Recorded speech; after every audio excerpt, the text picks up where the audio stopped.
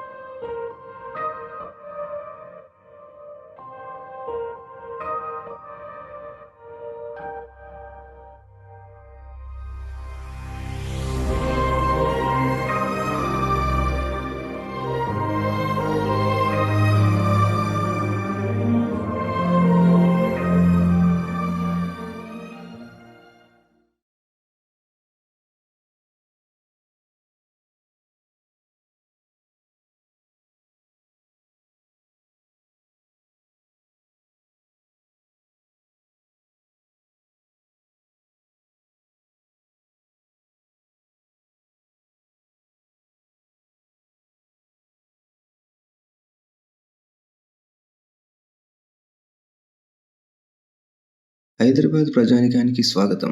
ఈరోజు నేను మీ ముందుకు తీసుకొస్తున్న పాట ఆకాశం ఏనాటిదో, చిత్రం నిరీక్షణ, గానం ఎస్ జానకి గారు, సంగీతం మనందరి మాస్ట్రో ఇళయరాజా గారు. సో అందరు విని సంతోషించండి.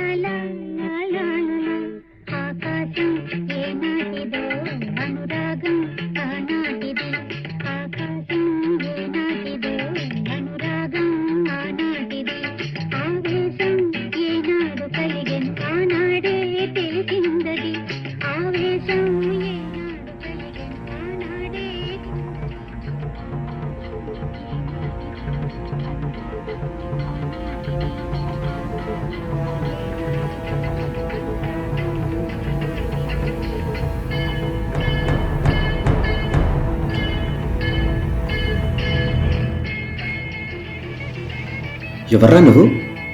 అసలు నన్ను ఎందుకున్నావు? ఎందుకు కట్టేసినావు? ఎవర్రా నువ్వు? మాదర్ చోట్.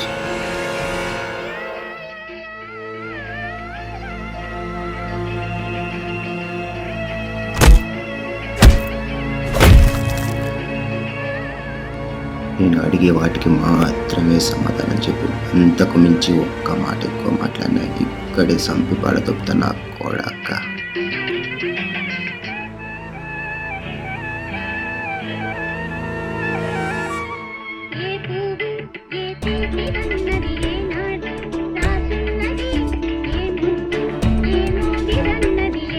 నువ్వు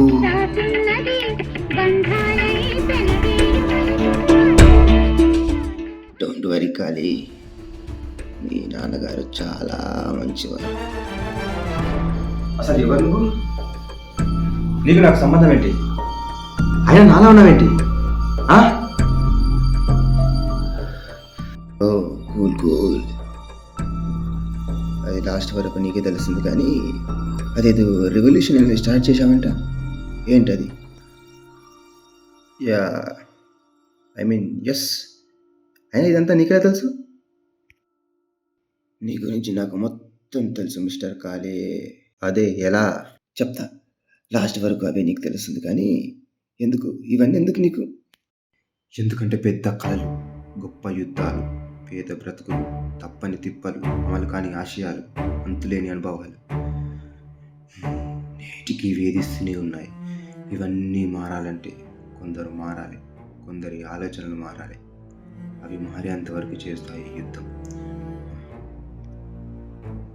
ఏం మారాలేంటి? With all due respect to Indian Constitution, భారత రాజ్యాంగం. వాట్? ఓకే, బట్ రాజ్యాంగంలో ఏం మారాలి? ఏం మార్చాలి? చాలా ఉన్నాయి, కానీ అందులో మార్చాల్సిన మొదటి రిజర్వేషన్. వాట్? అసలు ఈ రిజర్వేషన్ ఉన్నవాడికి ఎంత ఉపయోగపడుతుందో లేదో తెలియదు, కానీ లేని వాడికి మాత్రం చాలా నష్టం తీసుకొచ్చి పెడుతుంది. అలాగే నీ నా మన దేశానికి కూడా సింపుల్గా చెప్పాలంటే కొందరు బుద్ధులేని దద్దమ్మల కోసం బుద్ధున్న వాడిని కూడా దద్దమ్మగా మార్చడానికి పెట్టిన పేరే రిజర్వేషన్. ఇది వినడానికి కొంచెం మార్చిగా ఉన్నా ఇదే నిజం. ఇది ఎక్కడి వరకు వచ్చిందంటే ఆఖరికి కాలేజీలో లైబ్రరీ వరకు వచ్చింది. నా ఫ్రెండ్ ఒకడు ఓసీ అనమాట, వాడికి ఎగ్జామ్స్ వచ్చాయని చెప్పేసి చదువుకోవడానికి లైబ్రరీకి వెళ్ళాడు. అక్కడ కూడా రిజర్వేషన్. ఓసీ అయితే 2 నెలల్లో బుక్స్ రిటర్న్ ఇవ్వాలంట, బీసీ అయితే 3 months అంట, ఎస్సీ ఎస్టీ అయితే 6 నెలలు అంట. Is it not silly? అంటే వాడు 6 నెలల్లో చదవాల్సింది వీడు 2 నెలల్లో చదవాలా? అంటే వాడు చదవలేడా? అంటే వాడు తెలివి తక్కువ వాడు, వీడు తెలివైన వాడినా? అది వదిలేయండి. అసలు ఈ క్యాస్ట్ సిస్టమ్ ఎలా అయిపోయిందంటే అమ్మ నాన్న కానీ ఎక్కువ అయిపోయింది. ఒకడిని వాడి అమ్మని తిడితే కోపం వస్తుందో రాదో తెలియదు, కానీ వాడి పిల్లల్ని తిడితే మాత్రం తప్పకుండా కోపం వస్తుంది. మరి అమ్మ నాన్న కానీ ఎక్కువ అయినా వాళ్ళది కాదు సార్ తప్పు. ఈ జనాలు ఎప్పుడో మర్చిపోయారు కులాలు మతాలు అన్నీ, కానీ ఈ ప్రభుత్వమే పదే పదే గుర్తు చేస్తుంది. అసలు ఈ ప్రభుత్వమే చెప్తుంది కదా సార్, వాడు తక్కువ కులపొడి వీడు ఎక్కువ కులపొడి అని. ఇక జనాలు ఎందుకు అన్నారు? అన్న తప్పేంటి? అసలు దీని గురించి మాట్లాడమే చెత్త అంటే మళ్ళీ దీని గురించి సివిల్స్లో చట్టాలు శిక్షలు అని మన పోలీస్ డిపార్ట్మెంట్ పని వేస్తున్నాం కదా. ఇదంతా కాదు, అసలు అన్నిటికన్నా విచిత్రమైనది ఏంటంటే ప్రతి ప్రభుత్వం, ప్రతి గవర్నమెంట్ నా ప్రభుత్వంలో ప్రజలందరూ ఒక్కటే ఈక్వాలిటీ అంటారు, కానీ వాళ్ళే రిజర్వేషన్ అనే పేరుతో కొత్త పథకాలు తీసుకొస్తారు. తెచ్చిన ప్రతి పథకంలో రిజర్వేషన్. అసలు క్యాస్ట్ అడిగిన అప్లికేషన్ ఏదో ఉందో మేడం చెప్పండి. Aadhaar card, ration card, PAN card, driving licence ఎక్కడికి వెళ్ళినా క్యాస్ట్ ఉంటుంది. ఆఖరికి చిన్న పిల్లాడు చదువుకోవాలన్నా కూడా వాడు అడ్మిషన్ ఫామ్లో క్యాస్ట్ ఫిల్అప్ చేయాల్సిందే సార్. రిజర్వేషన్ ఉన్నవాడు ఉద్యోగం చేసి డబ్బు సంపాదించి హ్యాపీగా బతుకుతున్నాడు. రిసోర్సెస్ డబ్బున్న వాడు ఏదో బిజినెస్ పెట్టుకుని వాడు డబ్బు సంపాదించి హ్యాపీగా బతుకుతున్నాడు. కానీ రిసోర్సెస్ రిజర్వేషన్ లేని నాలాంటి మిడిల్ క్లాస్ వాడు ఎవరి సంఖ్య నాకాలి సార్? తిండి కోసం ఎవరింటి ముందు అడుక్కు తినాలి? ఇదంతా విషయం ఇంట్లో అమ్మ నాన్నకు చెప్తామంటే వాళ్ళకి అర్థం కాదు. ఇండియన్ సివిలియన్గానే కాదు, ఆఖరికి ఇంట్లో అమ్మ నాన్నల ముందు ఒక కొడుకుగా కూడా ఓడిపిస్తుంది సార్ ఈ రిజర్వేషన్. మీ అందరికి అబ్జర్వ్ చేశారో లేదో, మన ఇండియాలో ఎక్కువ క్రైమ్స్కి కారణం అమ్మా నాన్నల ముందు ఓడిపోయిన కొడుకులే సార్. కులాలు మతాలు పట్టించుకోదంటారు, కానీ ఎక్కడికి వెళ్ళిన ప్రతి చోట పదే గుర్తు చేస్తూనే ఉంటారు. వాళ్ళు మారాలి, వాళ్ళ ఆలోచనలు మారాలి. ఉండే ఉంటాయి సార్, అప్పట్లో అగ్రకులాల వారికి వాళ్ళ తాతలు సంపాదించిన ఆస్తులు ఉండే ఉంటాయి, కానీ తరాలు మారిపోయాయి, ఆస్తులు కూడా తరిగిపోయి ఉంటాయి. వాటి గురించి పట్టించుకునేంత పరిస్థితి లేదు ఇక్కడ. వాళ్ళ ఆలోచనలు మారాలి సార్. మళ్ళీ చూడు, ఈ రిజర్వేషన్ జాబ్ వచ్చేంత వరకు, జాబ్ వచ్చిన తర్వాత ఉండదే ఎవరి కంఫర్టబుల్ వాడు. తక్కువ సిలబస్ చదివి జాబ్ కొట్టిన వాడికి తక్కువ జీతం, ఎక్కువ సిలబస్ చదివి జాబ్ కొట్టిన వాడికి ఎక్కువ జీతం ఉండాలి కదా. ఇవరే ఎందుకంటే అక్కడ తేడా కొడితే ఇక్కడ ఎలక్షన్స్లో తేడా కొడుతుంది కదా, అందుకు. ఇక్కడ ప్రతిదీ రాజకీయంతోనే ముడిపడింది సార్. మన రాజకీయ నాయకులు తలుచుకుంటే ఈ రిజర్వేషన్ ప్రాబ్లంకి కరెక్ట్ సొల్యూషన్ తీసుకురాగలరు, అని తీసుకురాలి. రిజర్వేషన్ ఉన్నప్పుడు రిలీజియన్ ఇక్కడ ఉండాలి కదా. మన దేశంలో ఉన్నంత గొప్ప మతాలు ఎక్కడా లేవు. అన్ని మతాలను అందరం కలిసిమెలిసి ఉంటాం. అదేంటో ఒక్కోసారి పేరు కొట్టుకొచ్చి వస్తాం, గొప్ప యుద్ధాలు చేస్తుంటాం. మళ్ళీ వీళ్ళందరినీ శిక్షించడానికి పోలీసులు వగేరా ఎక్సెట్రా. దేశం కోసం యుద్ధం చేస్తే వీరుడు అంటారు, అదే మతం కోసం చేస్తే క్రిమినల్ అంటారు. అలాగే దేశం కోసం జరిగిన యుద్ధంలో ఏ రాజకీయ నాయకుడు రాడు, కానీ మతం కోసం జరిగిన యుద్ధంలో అందరూ ఎగేసుకుంటూ వస్తారు. ఎందుకంటే రాజకీయం, యుద్ధాలలో పుట్టిన రాజకీయం చాలా పవర్ఫుల్గా ఉంటుంది. మతాల యుద్ధాలు అయితే మరీను. అక్కడ దేశాల కోసం జరిగే యుద్ధాల గురించి వీళ్ళకి కావాల్సినంత రాజకీయం రాదు. అందరికీ తెలిసిన సీక్రెట్ ఏంటో తెలుసా? అసలు యుద్ధాలకు కారణమే ఈ రాజకీయం. యుద్ధాలు పోరాటాలు చేయకుండా రాజకీయం చేసే పార్టీ ఏదో చూపించండి, ఉండదు. ఎందుకంటే యుద్ధాల గర్భం నుంచి పుట్టుకొచ్చింది ఈ రాజకీయం. ఈ జనాలు మాత్రం మంచులు అనుకున్నారు సార్. ప్రతి ఒక్కడు నా కులం గొప్పది, నా మతం గొప్పది అని చెప్పుకునేవాడే తప్ప అలా కులాల మతాల ముసుగులో జరిగే మోసాలు ఎవడు తెలుసుకోవాలనుకోడు. తెలిసినా ఎవ్వరికి చెప్పడు. ఎందుకో తెలుసా? Son of which is concentrating on the others asses rather than their faces. అంతా కాదు, ఒకటి గమనించండి. ఎందుకంటే రాజకీయం పుట్టడానికి మత కలహాలు ఎప్పుడైతే అంతకుముందు రాజులు సుల్తాల కాలంలో బాగానే కలిసి వచ్చినాయి కదా, మరి ఎప్పుడైతే ఇలా పట్టుకొస్తున్నాం అనేది మన మన మేధావులైన చదువుకున్న దేశ ప్రజలకు తెలియదంటారా? చిన్న చిన్న దేశాలైన మలేషియా, సింగపూర్, జపాన్ లాంటి టెక్నాలజీ అడ్వాన్స్ ఉంది. మన దేశం మాత్రం ఎందుకు ఇలా ఉంది? ఇది చేదుగా ఉన్నా ఇది నిజం. ఇదే మాట మనలో చూడవచ్చు అంటే అన్ని పాటలే మన దేశ పౌరులు వారికి ఇచ్చే బిడ్డలు తెలుసా? దేశద్రోహి. ఇంకొక అయితే చాలా ప్రేమగా, చాలా మర్యాద ఒక కమ్యూనికేషన్. నీ ఒంట్లో ఇండియా దగ్గర వస్తుందా? నువ్వు ఇండియనేనా? మీ అమ్మ ఇండియన్ కప్పలనే అనుకుందో లేక అంటున్నాను. ఇదంతా చూస్తున్న మన జీవితం అర్థం కాదు కానీ నాకు అర్థం అందుకే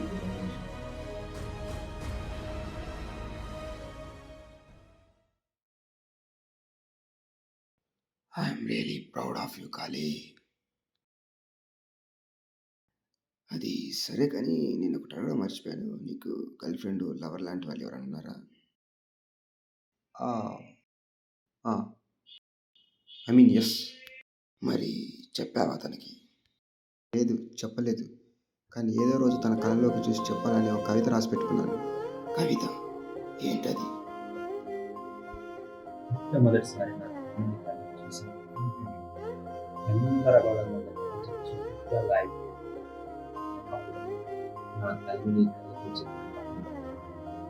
when I saw your eye with my eye, my heart started flying up into the sky.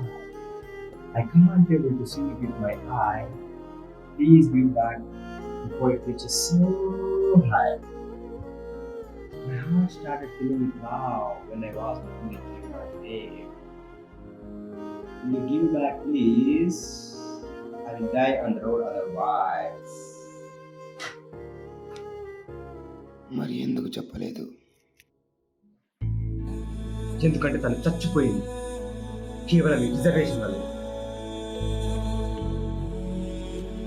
IIT entrance కోసం రాత్రి వాళ్ళు కష్టపడి చదివి రాశారు కానీ ర్యాంక్ రాలేదు.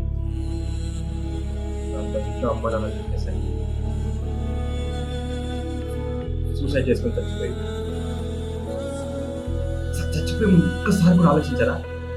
వాళ్ళని ప్రేమించే వాళ్ళు వాళ్ళ అమ్మ నాన్నని ఏమైపోతారని, వీళ్ళు లేకుండా వాళ్ళు బతుకుంటారని? మరి అంత ఈజీగా చచ్చిపోవడం.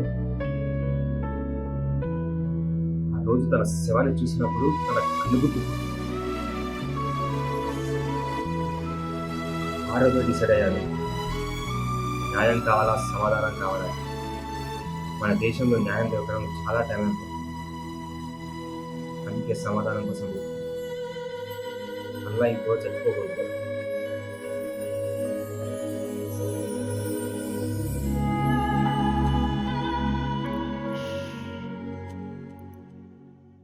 అది సరే కానీ నువ్వు సిగరెట్ తాగుతావా? అప్పుడప్పుడు తాగుతాను.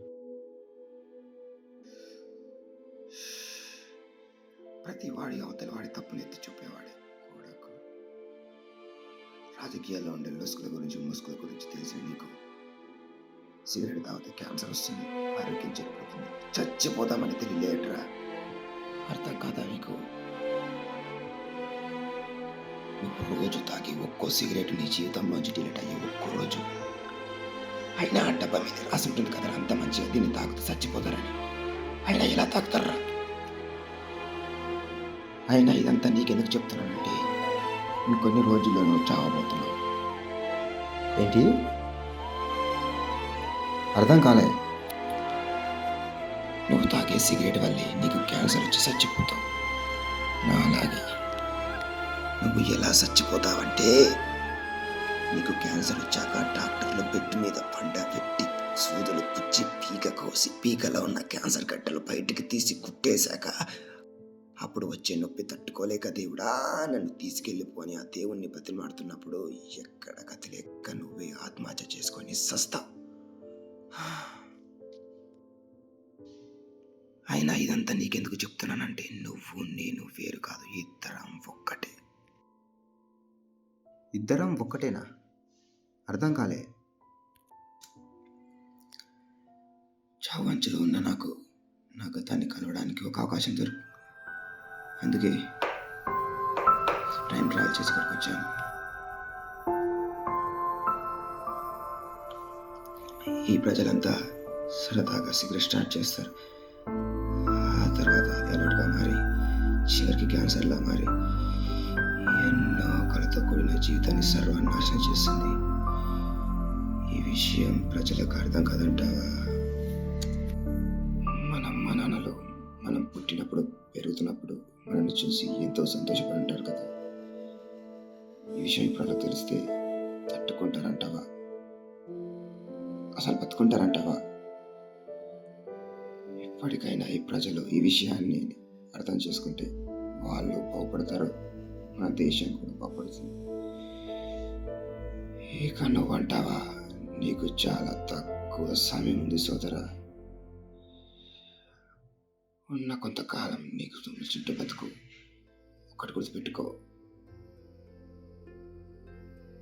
మన కోసం చావు ఎదురు చూడాలి, కానీ చావు కోసం మనం ఎదురు చూడకూడదు. అప్పుడే మనం మృత్యుంజయులమవుతాం.